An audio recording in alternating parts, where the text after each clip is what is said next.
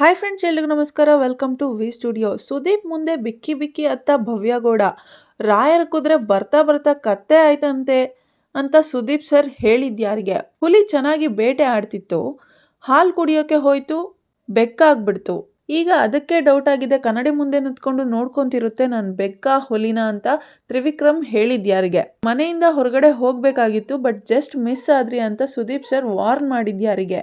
ಭವ್ಯಾಗೆ ಕಳಪೆ ಕೊಟ್ಟು ಜೈಲಿಗೆ ಕಳಿಸಿದ ಯಾಕೆ ಸುದೀಪ್ ಸರ್? ಈ ಎಲ್ಲದ್ರ ಬಗ್ಗೆ ಈ ಒಂದು ವಿಡಿಯೋದಲ್ಲಿ ನಾನು ನಿಮಗೆ ಮಾಹಿತಿಯನ್ನು ಕೊಡ್ತೀನಿ. ವಿಡಿಯೋನ ಸಂಪೂರ್ಣವಾಗಿ ನೋಡಿ. ಅದಕ್ಕಿಂತ ಮುಂಚೆ ಇನ್ನೂ ಯಾರೆಲ್ಲ ನಮ್ಮ ಚಾನಲ್ಗೆ ಸಬ್ಸ್ಕ್ರೈಬ್ ಮಾಡ್ಕೊಂಡಿಲ್ಲ, ಬೇಗ ಬೇಗ ಸಬ್ಸ್ಕ್ರೈಬ್ ಮಾಡ್ಕೊಳ್ಳಿ. ಹಾಗೆ ಪಕ್ಕದಲ್ಲಿರೋ ಬೆಲ್ ಐಕಾನ್ನ ಕ್ಲಿಕ್ ಮಾಡಲಿಕ್ಕೆ ಮರಿಬೇಡಿ. ಮೊದಲಿಗೆ ಭವ್ಯಗೌಡ ಅವರು ಸುದೀಪ್ ಸರ್ ಮುಂದೆ ಬಿಕ್ಕಿ ಬಿಕ್ಕಿ ಅತ್ತಿದ್ಯಾಕೆ ಅನ್ನೋದ್ರ ಬಗ್ಗೆ ತಿಳ್ಕೊಂಬಿಡೋಣ.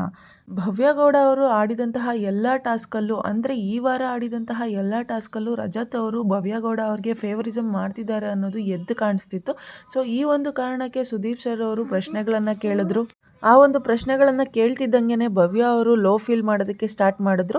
ಆ್ಯಂಡ್ ನಂತರ ಭವ್ಯಗೌಡ ಅವ್ರಿಗೆ ಒಂದು ವಿಡಿಯೋನ ಪ್ಲೇ ಮಾಡಿ ತೋರಿಸ್ತಾರೆ.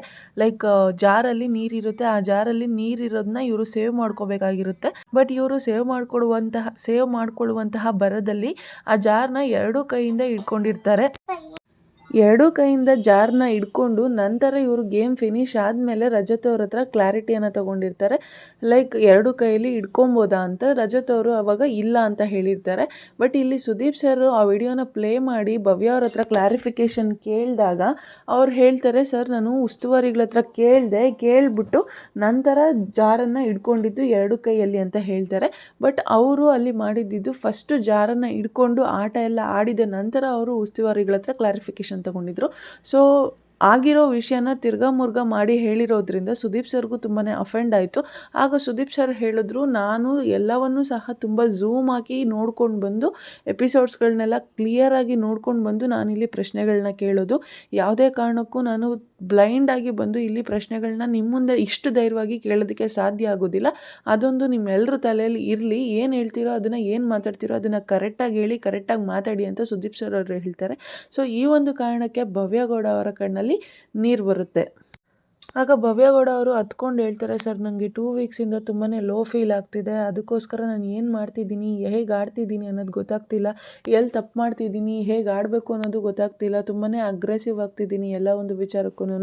ಬಟ್ ಏನಕ್ಕೆ ಅಂತ ನನಗೆ ಗೊತ್ತಾಗ್ತಿಲ್ಲ, ತುಂಬಾ ಎಮೋಷ್ನಲಿ ವೀಕ್ ಆಗಿದ್ದೀನಿ ಸರ್ 2 ವೀಕ್ಸಿಂದ ಅಂತ ಹೇಳ್ತಾರೆ. ಅದಕ್ಕೆ ಸುದೀಪ್ ಸರ್ ಅವರು ಹೇಳ್ತಾರೆ, ನೀವು ಎಮೋಷ್ನಲಿ ವೀಕ್ ಆಗಿರೋ ಪ್ರಶ್ನೆ ಅಲ್ಲ, ನೀವು ಈಗ ಟಾಪಿಕ್ನೇ ಚೇಂಜ್ ಮಾಡ್ತಿದ್ದೀರಾ.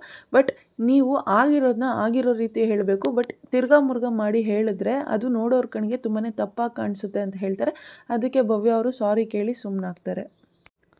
ಆ್ಯಂಡ್ ನೆಕ್ಸ್ಟ್ ರಾಯರ್ ಕುದುರೆ ಬರ್ತಾ ಬರ್ತಾ ಕತ್ತೆ ಆಯ್ತಂತೆ ಅಂತ ಸುದೀಪ್ ಸರ್ ಅವರು ಮಂಜು ಅವ್ರಿಗೆ ಹೇಳಿದ್ದಾರೆ. ಎಸ್, ಮಂಜು ಅವರು ಸ್ಟಾರ್ಟಿಂಗಲ್ಲಿ ಬಂದಂತಹ ವೇಗ ನೋಡ್ತಿದ್ರೆ ಬಿಗ್ ಬಾಸ್ ಸೀಸನ್ 11 ಇವರೇ ವಿನ್ ಆಗ್ತಾರೆ ಅನ್ನೋ ರೀತಿ ಇತ್ತು. ಬಟ್ ಈಗ ಮಂಜು ಅವರು ಗೆಲ್ತಾರೆ ಅಂತಂದರೆ ಲೈಕ್ ಇಲ್ಲ ಬಿಡು ಮಂಜು ಅವ್ರು ಗೆಲ್ಲಲ್ಲ ಅನ್ನೋ ರೀತಿ ಆಗೋಗಿದೆ. ಸೊ ಈ ಒಂದು ಕಾರಣಕ್ಕೆ ಮಂಜು ಅವರು ಬರ್ತಾ ಬರ್ತಾ ರಾಯರ್ ಕುದುರೆ ಕತ್ತೆ ಆಯಿತು ಅಂತ ಸುದೀಪ್ ಅವರು ಸ್ಟೇಟ್ಮೆಂಟನ್ನು ಮಾಡಿ ಇದನ್ನೆಲ್ಲ ಯಾರು ಒಪ್ತೀರಾ ಅಂತ ಕೇಳಿ ಮನೆಯವರ ಒಪಿನಿಯನನ್ನು ಕೇಳ್ತಾರೆ. ಆಗ ತ್ರಿವಿಕ್ರಮ್ ಅವರು ಸಹ ಹೇಳ್ತಾರೆ, ಸರ್ ಹುಲಿ ಚೆನ್ನಾಗಿ ಬೇಟೆ ಆಡ್ತಿತ್ತು, ಬಟ್ ಹಾಲು ಕುಡಿಯೋಕೆ ಹೋಯ್ತು. ಈಗ ಹುಲಿಗೆ ಡೌಟ್ ಆಗ್ತಿದೆ ಅದು ಬೆಕ್ಕ ಅಥವಾ ಹುಲಿನ ಅಂತ. ಅವಾಗವಾಗ ಕನ್ನಡಿ ಮುಂದೆ ನಿಂತ್ಕೊಂಡು ನೋಡ್ಕೋತಿರುತ್ತೆ ನಾನು ಬೆಕ್ಕ ಅಥವಾ ಹುಲಿನ ಅಂತ. ಬಟ್ ಇವಾಗ ಅದು ಬೆಕ್ಕ ಆಗೋಗಿದೆ ಸರ್ ಅಂತ ಹೇಳಿದ್ರು. ಆ್ಯಂಡ್ ಈ ಒಂದು ಸ್ಟೇಟ್ಮೆಂಟ್ ಮಂಜು ಅವರು ಸಹ ಒಪ್ಕೊಂಡಿದ್ದಾರೆ ಆ್ಯಂಡ್ ಇದನ್ನು ಚೇಂಜ್ ಮಾಡ್ಕೋತೀನಿ ಅಂತ ಹೇಳಿದ್ದಾರೆ. ಬಟ್ ಅವ್ರು ಲಾಸ್ಟ್ ವೀಕು ಸಹ ಇದೇ ಹೇಳಿದರು. ಫ್ಯಾಮಿಲಿ ರೌಂಡ್ ಆದಾಗ ಗೌತಮಿ ಅವ್ರಿಗಾಗಿರ್ಬೋದು ಅಥವಾ ಮಂಜು ಅವ್ರಿಗಾಗಿರ್ಬೋದು ಅವರ ಫ್ಯಾಮಿಲಿ ಮೆಂಬರ್ಸ್ ಬಂದು ಹೇಳ್ಬಿಟ್ಟು ಹೋಗಿದ್ರು, ಲೈಕ್ ನೀವಿಬ್ಬರು ದೂರ ಇದ್ರೇ ಒಳ್ಳೆಯದು ಅಂತ. ಬಟ್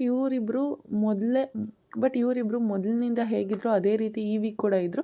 ಇದ್ರ ಬಗ್ಗೆ ಕ್ಲಾರಿಟಿಯನ್ನು ಸುದೀಪ್ ಸರ್ ಅವರು ಮಂಜು ಅವ್ರ ಹತ್ರ ಕೇಳಿದಾಗ, ಸರ್ ಟಾಸ್ಕ್ ಇದ್ದ ಕಾರಣ ಇಬ್ಬರು ಜೊತೆಯಲ್ಲೇ ಇರಬೇಕಾಗಿತ್ತು ಆ್ಯಂಡ್ ಈ ಒಂದು ವೀಕಿಂದ ನಾನು ಅದನ್ನು ಚೇಂಜ್ ಮಾಡಿಕೊಂಡು ನನ್ನ ಪಾಡಿಗೆ ನಾನು ಆಟ ಆಡ್ತೀನಿ ಅಂತ ಹೇಳಿದ್ದಾರೆ. ಸೊ ನೋಡೋಣ ಮಂಜು ಅವರು ಮತ್ತೆ ಕುದುರೆ ಆಗ್ತಾರಾ ಅಥವಾ ಕತ್ತೆ ಆಗ್ತಾರಾ ಅಂತ. ಆ್ಯಂಡ್ ನೆಕ್ಸ್ಟ್ ಟಾಪಿಕ್, ಮನೆಯಿಂದ ಹೊರಗಡೆ ಹೋಗಬೇಕಾಗಿತ್ತು ಬಟ್ ಜಸ್ಟ್ ಮಿಸ್ ಆಯಿತು ಅಂತ ಸುದೀಪ್ ಸರ್ ಅವರು ಭವ್ಯಗೌಡ ಅವ್ರಿಗೆ ಹೇಳ್ತಾರೆ. ಭವ್ಯಗೌಡ ಅವ್ರಿಗೆ ಮತ್ತೊಂದು ವಿಡಿಯೋನ ಪ್ಲೇ ಮಾಡ್ತಾರೆ ಮನೆಯಲ್ಲಿ. ಲೈಕ್ ಭವ್ಯಗೌಡ ಅವರು ಹನುಮಂತ್ ಮೇಲೆ ಕೈ ಮಾಡಿರೋ ವಿಚಾರವಾಗಿ.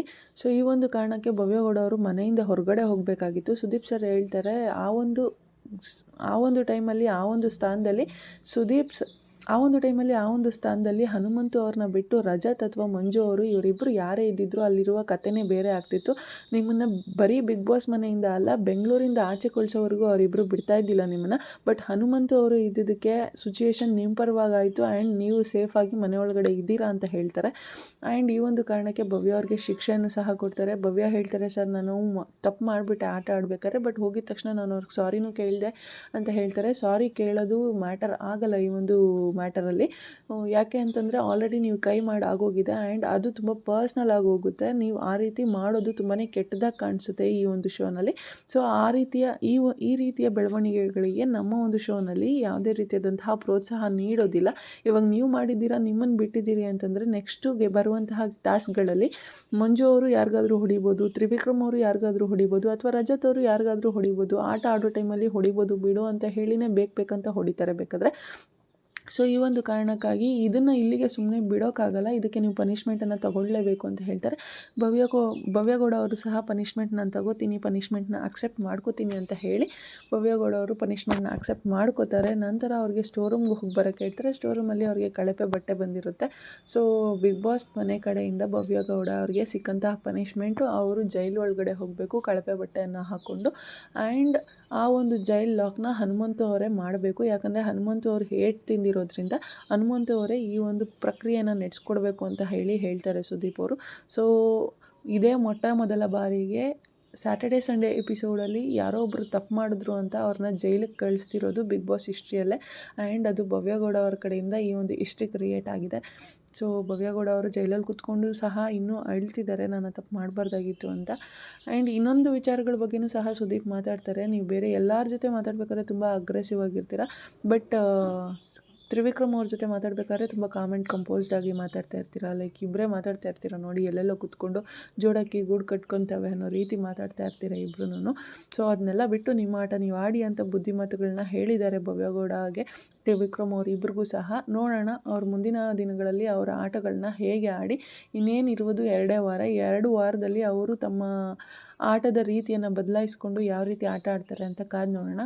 ಸೊ ನಮ್ಮ ಪ್ರಕಾರ ಟಾಪ್ 5ಯಲ್ಲಿ ಇರುವಂತಹ ವ್ಯಕ್ತಿಗಳು ಯಾರ್ಯಾರು ಇರ್ಬೋದು ಅಂತಂದರೆ ತ್ರಿವಿಕ್ರಮ್, ಮಂಜು, ರಜತ್, ಭವ್ಯಗೌಡ ಆ್ಯಂಡ್ ಹನುಮಂತು. ನಿಮ್ಮ ಪ್ರಕಾರ ಯಾರಿರ್ತಾರೆ ಅನ್ನೋದನ್ನು ಕಮೆಂಟ್ ಸೆಕ್ಷನಲ್ಲಿ ತಿಳಿಸಿ. ಹಾಗೆ ಯಾರು ವಿನ್ ಆಗ್ಬೋದು ಅನ್ನೋದನ್ನು ಸಹ ಕಮೆಂಟ್ ಸೆಕ್ಷನಲ್ಲಿ ತಿಳಿಸಿ ಅಂತ ಹೇಳ್ತಾ, ನಿಮ್ಮ ಫೇವ್ರೆಟ್ ಕಂಟೆಸ್ಟೆಂಟ್ ಯಾರು ಅದನ್ನು ಸಹ ಕಮೆಂಟ್ ಮಾಡಿ ಅಂತ ಹೇಳ್ತಾ ಇವತ್ತಿನ ವೀಡಿಯೋನ ಎಂಡ್ ಮಾಡ್ತಾಯಿದ್ದೀನಿ. Thank you so much. Love you all. Take care. By.